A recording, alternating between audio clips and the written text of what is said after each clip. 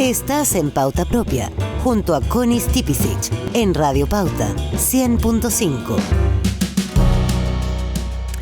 Fin de año es una gran oportunidad para hacer buenos balances, recuentos, porque además sirven para proyectar lo que viene. Y lo que viene durante el próximo año va a ser intenso en materia política, en materia económica, en la actualidad, respecto a la actualidad internacional también. Vamos a partir estos recuentos con la economía, con el estado de la economía, que fue un tremendo tema de debate durante la campaña presidencial. Ya hay presidente electo que ha prometido también tomar medidas de emergencia en materia económica, mientras en el mundo además siguen pasando un montón de cosas. Vale la pena parar y revisar todo eso, y no hay nadie mejor para hacerlo que nuestra querida Gabriela Villalobos, editora de la Radio Pauta y conductora además de Mercado Central. ¿Cómo estás, Gaby, querida? Bien, qué presión me pusiste con ese recuento. Oye, pero sí, la economía estuvo muy presente en la carrera presidencial. O sea, fue un temazo. Yo me acuerdo hace no mucho tiempo atrás que comentamos, ¿verdad? Sí. Lo importante que era ver que todos los programas económicos antes de la primera vuelta tenían el crecimiento casi como un desde. Sí, exactamente. Antes, en realidad, no había consenso de que el crecimiento era tan importante. Exacto. Había todavía una discusión sobre la importancia de la distribución de la riqueza versus el crecimiento, y ahora hay un consenso en realidad de que a medida que la torta se agranda, tienes más también para más posibilidades de distribuir. Exactamente. Claro. Entonces, ahí hemos ido avanzando. La manera en que se abordó el tema económico varió bastante por cada candidato. Teníamos algunos con algunas propuestas muy pragmáticas, enfocado mucho más en el bolsillo de las personas, en el empleo, pero también tuvimos estos temas que uno pensaba que en realidad solamente le interesaban a un nicho del nicho, que tiene que ver con el ajuste fiscal, por ejemplo, que antiguamente no era tema. Entonces la economía estuvo pasando por diversos estados, tanto en materia de cifras. Vamos a terminar con una inflación que ha ido convergiendo a la meta, según el Banco Central, de manera bastante más rápida de lo que se esperaba hasta solamente algunos meses. De hecho, tuvimos el último IPOM del año hace un par de semanas, y ahí ya se está reconociendo que al parecer vamos a llegar a la meta del 3% en el primer trimestre del próximo año. Y vamos a terminar con un crecimiento del 2,4%. Estas son proyecciones del Banco Central. Y con eso estaríamos en pie para crecer entre 2 y 3% en 2026. Me acuerdo del 333 que anunció, que pronosticó Mario Marcel cuando estuvo acá la otra vez. Exactamente, que parecía inflación, un poco optimista. Crecimiento y cuenta corriente, que parecía un poco optimista, pero yo creo que se quedó largo con el 3 de la inflación. Es muy probable que la inflación el próximo año termine en menos. Parece, exactamente. Ahora, eso le pone un poquito de matiz, Gaby. Tenemos un montón de temas que revisar. Esto va a ser una pasada rápida por las cifras, pero es importante ver cómo cierra el año, porque en estos últimos días y a raíz de la información del Banco Central, se ha puesto un poquitito en duda que tengamos realmente una emergencia en materia económica para el 11 de marzo cuando asuma el gobierno. Sí, bueno, tiene que ver con los énfasis, tiene que ver con el discurso también, mientras uno está en probablemente carrera tiene más que ver con las cosas micro que con las cosas macro. Tal cual. De hecho, hay toda una discusión bien interesante sobre el énfasis que debiese tener el próximo ministro de Hacienda. Está esta duda si va a ser Jorge Quirós o José Luis Daza, y algunos de los elementos que se han puesto sobre la mesa es, ojo, que Jorge Quirós no es un macroeconomista, se preocupa de la micro, pero resulta que los grandes problemas que tiene Chile en este minuto tienen que ver con la micro, claro. Con el tema de los permisos, con el tema de los proyectos de inversión. Entonces, hay una discusión, una reivindicación de la micro ahora para poder llevar las finanzas públicas. Una discusión que yo creo que le interesa a muy pocas personas también, pero igual encuentro que es interesante. Pero yo encuentro que es súper importante explicar cuál es la gran diferencia y por qué el énfasis está puesto justamente ahí. Sí, que tiene que ver con todos esos temas que se transforman en los grandes lomos de toro. Para llegar a las grandes cifras macro. Las colinas, digamos. Claro, para llegar, lomos de toro es poco. Claro, para llegar a las grandes cifras macro, al control de la inflación, a tener un mayor crecimiento, que fueron los grandes temas, sobre todo el control de la inflación después de la pandemia. Fue el gran tema. Y ahora, al parecer, eso ya ha quedado en temas de segundo orden. Lo otro que también quedó como un tema de segundo orden, al parecer, es el tema de las pensiones, que no estuvo tan pendientes en la última década, en realidad, sobre cómo debiésemos reformar nuestro sistema de pensiones, porque existía el diagnóstico que las pensiones eran bajas. Ese fue un granito del año. Oye, y comenzamos el Gaby. año con eso. De todas maneras, un granito del año, como partió la discusión y cómo finalmente se cerró y terminamos con una reforma aprobada. Sí, exactamente. Comenzó la discusión hace 10 años, finalmente terminó en enero de este año con ese gran abrazo entre Janet Jara y Mario Marcel. ¿Te acuerdas de esa foto? Porque claro, fue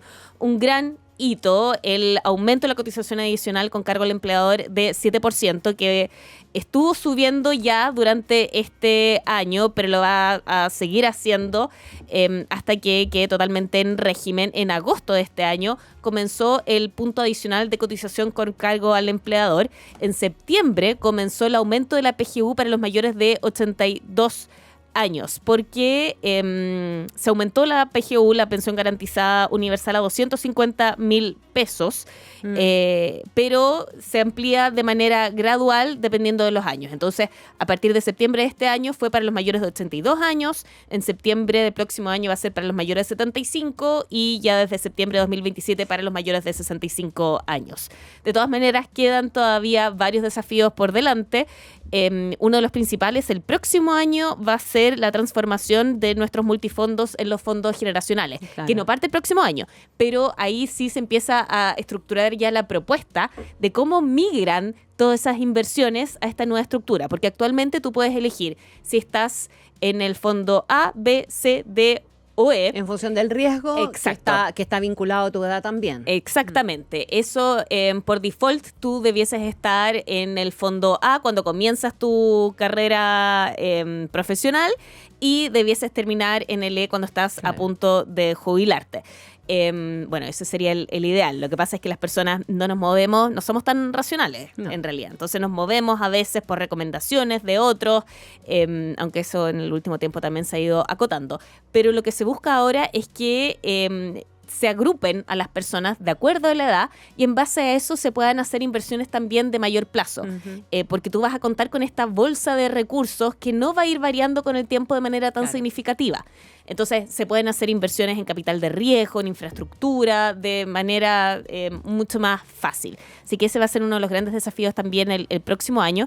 Y por supuesto también quedó fuera de la discusión, que yo creo que en algún momento va a tener que volver, el aumento de la edad de jubilación, que fue el gran ausente de esta reforma, porque en realidad costó tanto ponerse de acuerdo en cómo se iban a repartir estos 7 puntos adicionales, que finalmente se tuvo que dejar fuera también eso, porque es tremendamente impopular. Yo recuerdo una entrevista en la que Arturo Esquella, el presidente del Partido Republicano, próximo senador electo, en definitiva, dijo que no descartaba poner en tabla o en la agenda o en discusión el tema del aumento de la reforma de pensiones.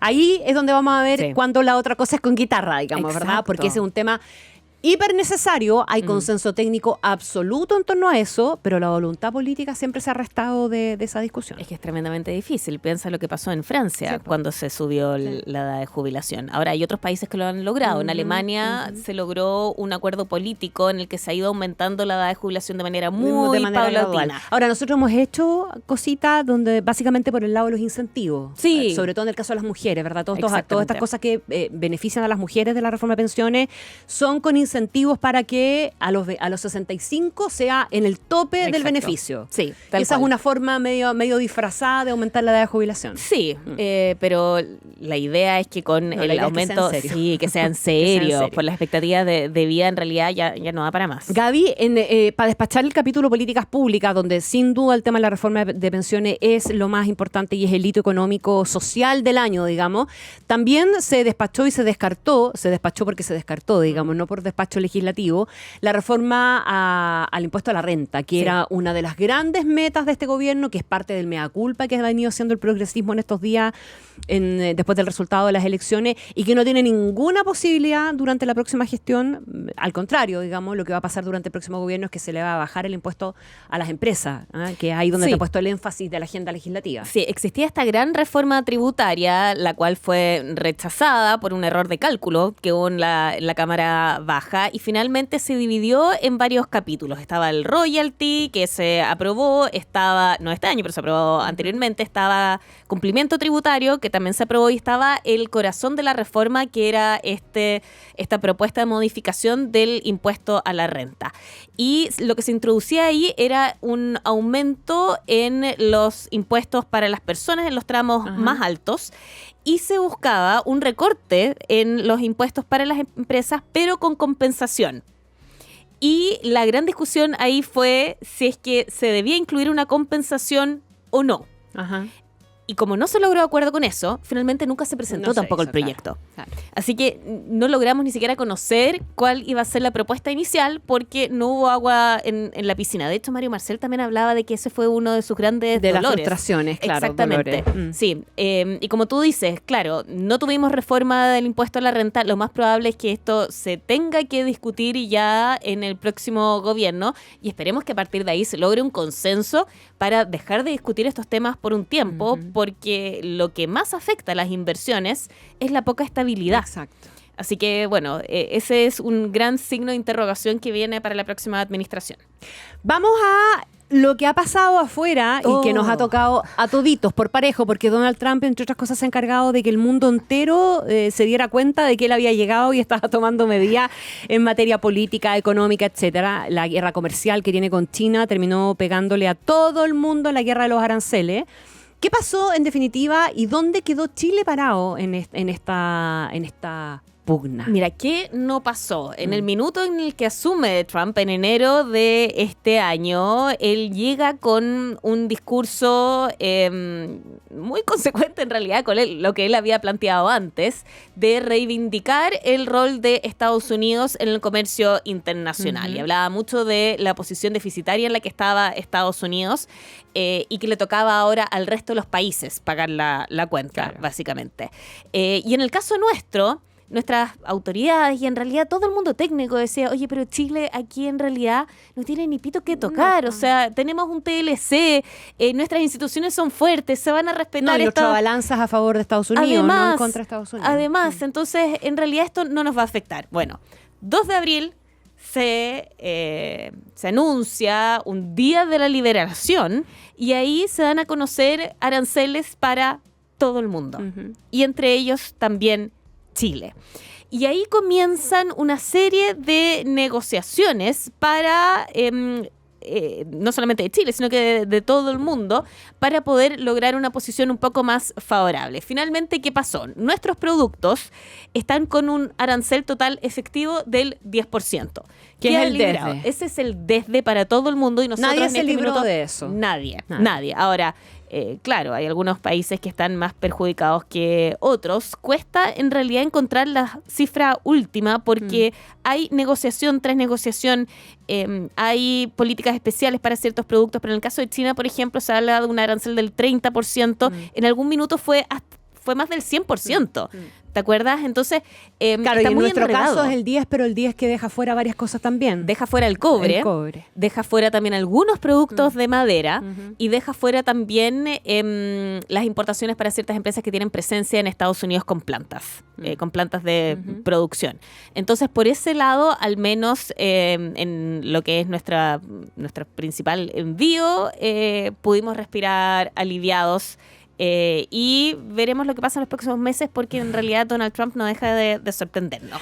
Bueno, no debería pasar mucho más. Yo creo que Chile al final, no sé si tú te dijiste, pero tengo la sensación de que el tema con Chile quedó ahí. Sí. Y por el contrario, uno podría esperar ahora que o se mantenga o en alguna medida mejore, dado que Trump votó por Cast.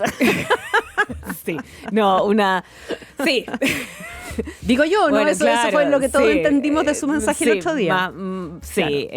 Y bueno, su cercanía y de también que le cae mal Boric, porque además eso es lo otro que lo ha dejado clarísimo también. Pero claro, mira, uno nunca sabe lo que puede pasar con el comercio internacional y con las decisiones de Trump, así que veremos lo que pasa en materia internacional, pero las exportaciones nuestras ya están con este arancel adicional que no se ha traducido totalmente a precios, sino que también lo han tenido que absorber algunas de las empresas, porque tú tienes que intentar también que esto no afecte la demanda por tus productos versus la producción local, que es lo que quería hacer Trump. Entonces, algunas empresas han tenido que bajar también sus márgenes para poder hacer frente a esta nueva situación. Déjame llevarte al que probablemente sea el mayor negocio del año también, porque es un negocio que involucra al Estado de Chile, al sector privado, es el acuerdo entre SQM y Codelco, que es un hito que hizo desdecirse al gobierno finalmente de una promesa inicial, que era que esto iba a ser solo a través de una empresa nacional, de la Empresa Nacional del Litio, cosa que no va a ser tal cual, que la única viabilidad que tenía un proyecto de explotación rápido del litio era finalmente con un acuerdo con SQM para poder empezar a trabajar ahora y no en el 2035 o en el 2040. Tiene un montón de enredos esta historia, pero básicamente la razón es esa, ¿verdad? Sí. Es empezar a trabajar hoy día. Exacto. Y no esperarse al término de la concesión, que era, no sé, el 2030. Sí, algo 2030. Claro, efectivamente, ese era el gran motivo para asociarse con una empresa que ya tiene la operación en marcha, aunque fue muy criticada y pasaron estas cosas curiosas, que fue criticada tanto por diputados oficialistas, por el tema político, porque SQM fue fundada por Julio Ponce, claro, y en Augusto Pinochet, y también por personas de la oposición que dijeron de que esto en realidad también se hizo entre gallos y medianoche, que era poco que era poco transparente. Hubo lobby también de otras empresas que tienen operaciones en el sector y que decían que ellos en realidad podían tener una operación que puede ser mucho más beneficiosa para el Estado. Finalmente hubo un grupo de parlamentarios que llevaron esto al Congreso. Se votó también una especie de petición para que el gobierno anulara el acuerdo entre Codelco y SQM, pero esto en realidad en la práctica no tiene ningún tipo de consecuencia. Así que ese tema quedó ahí, pero algunos diputados acudieron a la Contraloría para pedirle que diera su opinión sobre este acuerdo, y la Contraloría finalmente se inhabilitó, pero inició una auditoría. Nos queda muy claro qué es. ¿Cuál es el alcance de la auditoría? Exacto, cuál es el alcance de eso. Pero lo que sí deja en claro es que se suponía que este acuerdo iba a quedar sellado ya en su totalidad durante este año, porque lo que más tenía preocupado a las autoridades era el visto bueno del regulador de China.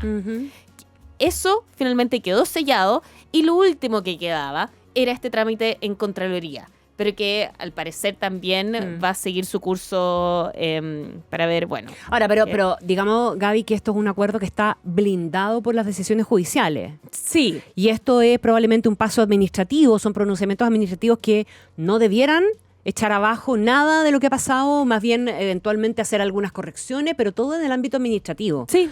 O sea, judicialmente este tema ya está check. Sí, de hecho, desde Codelco también están bastante tranquilos con eso. Sí. El tema es que se ha generado bastante ruido, y bueno, al menos este oficio de la Contraloría llega después de las elecciones, y no se politiza en medio de la carrera presidencial, que fue también algo que ocurrió durante este año, y nuevamente de manera muy insólita teníamos a la oposición en contra. Hasta Evelyn Matei decía que había que revisar el acuerdo. Exactamente. Sí, entonces, menos mal esto quedó fuera.